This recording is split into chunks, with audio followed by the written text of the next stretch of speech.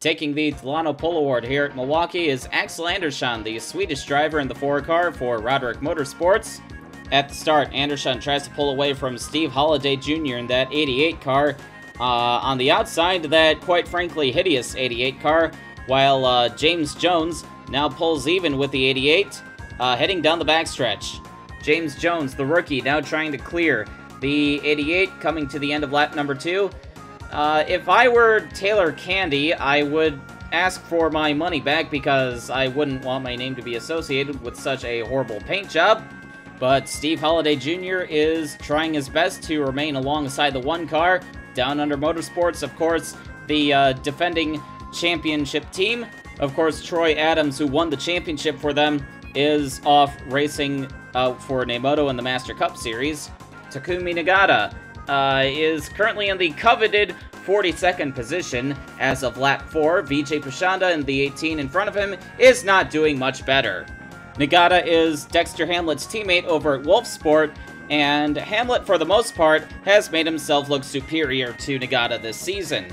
Claire Ausier, who won at Peoria last week, is doing a respectable job running in 8th place at the start of this race, although it does look like she's holding up Han Yong-sung in the 71 car just a little bit, although she has every right to defend that position. Here is Joel Lennick running in 14th. Lennick broke his wrist in that massive 17-car crash at Peoria, although he didn't appear to take that big of an impact in the accident. It should be noted that before opening practice, that 23 car was held in the inspection bay for a more thorough safety check. At the end of lap number 12, Lane Cranston's day is already done. The ex-Arla driver's engine has expired early on. Axel Andersson pulled out to a huge lead in the opening laps, but James Jones in that 1 car is starting to close in. I wonder if Andersson burned up his stuff trying to pull away from everyone, and now he's paying the price. Axel Andersson is doing a very good job in the early part of the season for Roderick Motorsports. He landed that ride after KJS Autosport fell apart.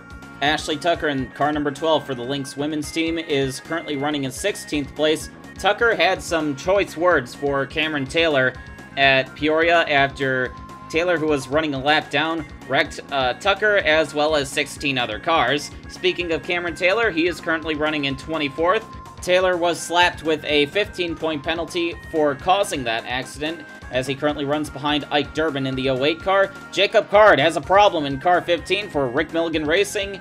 He is very slow on the backstretch. He's right in the middle of the racing line, but there's not much he can do about that when cars are still coming at him. And I don't think he's going to be able to pull that car to the inside. Car 15 comes to a stop in the middle of the backstretch. I think the leader just clipped him. That could have been a huge accident. Axel Andersson had to check up for the 15. This gives James Jones the opportunity to take the lead, coming back to the caution flag. Andersson's got to be fuming inside his helmet over losing the lead, but of course that could have been a much worse incident.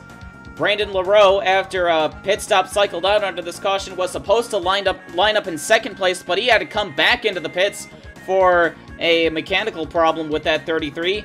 James Jones continues to lead on the restart. Axel Andersson right behind him. And there you see the 15 of Jacob Card has rejoined the race. He is 2 laps down. Han Yong-sung, who restarted in 3rd, fell in behind him for whatever reason. And now Han Yong-sung, the North Korean, has gotten away from the 15 and is looking to chase down the leaders. Until the end of the offseason, nobody knew Han Yong-sung's name, but he has been very fast this season.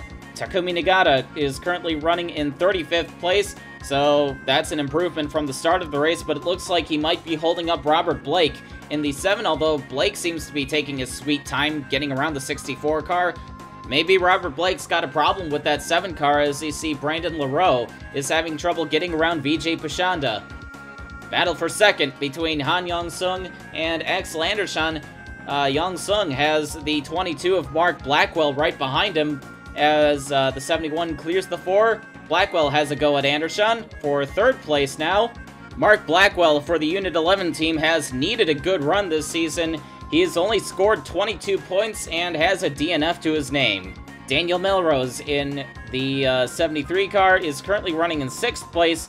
but that's clearly not a 6th place car right now, as he is holding up several cars. Gerald Johnson, the 38, the first behind him. But of course, Mad Uncle Melrose is not obligated to give up that position. However, Gerald Johnson hops to the outside line and now pulls alongside the 73 as Yafali Anamihan, the 426, remains behind him. That is Bobby Dollar in car 98, looking to get around the 426, trying to mount a charge on that outside as well. Gerald Johnson, the second Unit 11 driver, has now cleared Melrose and looks to chase down the leaders as Dexter Hamlet has blown up in car 54. The CRPR Explosives car is done on lap 38. That's going to be Hamlet's third DNF of the year. Han Yong-sung pits on lap number 41 from the third position. This was not a scheduled pit stop. Something's clearly gone wrong with the 71 car. I believe he has a tire that's gone down. Matt Brinson, car 25, in on lap 44. This is also not a scheduled stop. Takumi Nagata has now gone a lap down as he holds up Yafali Anamihan, the 426 car. Nagata has got to be worried about his own engine expiring after Dexter Hamlet blew up. Think of all the valuable points that Nagata could lose if his engine expires, as he sits last in the point standings coming into this race. Ashley Tucker now has a problem in the 12 car. Tucker is the only driver doing double duty in Arla and TM Lights, and needless to say, her Arla campaign has been much better.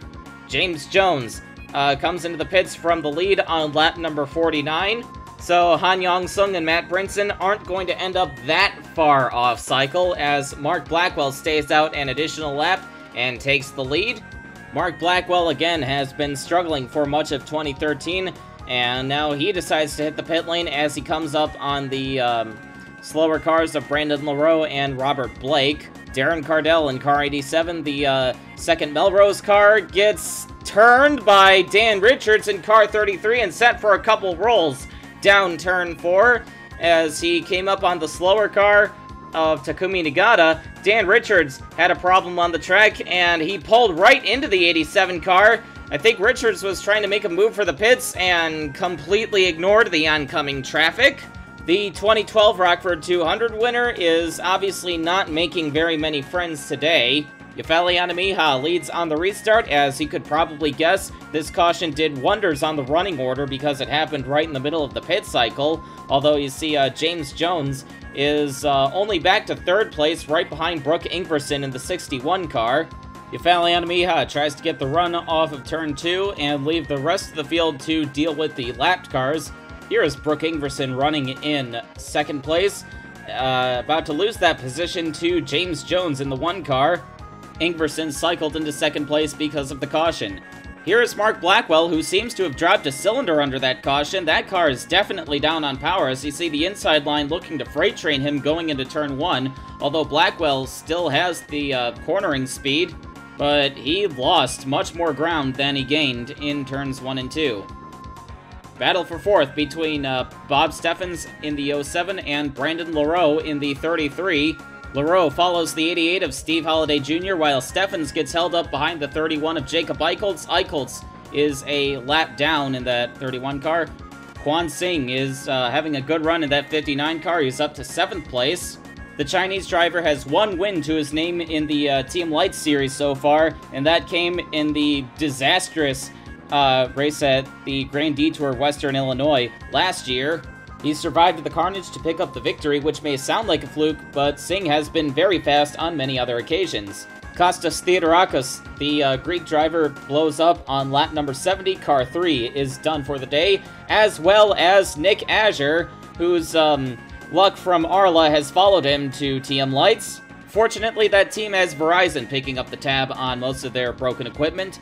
And now Han Yong-sung has blown up here on lap 79, so in the span of 9 laps, we've had 3 cars expire.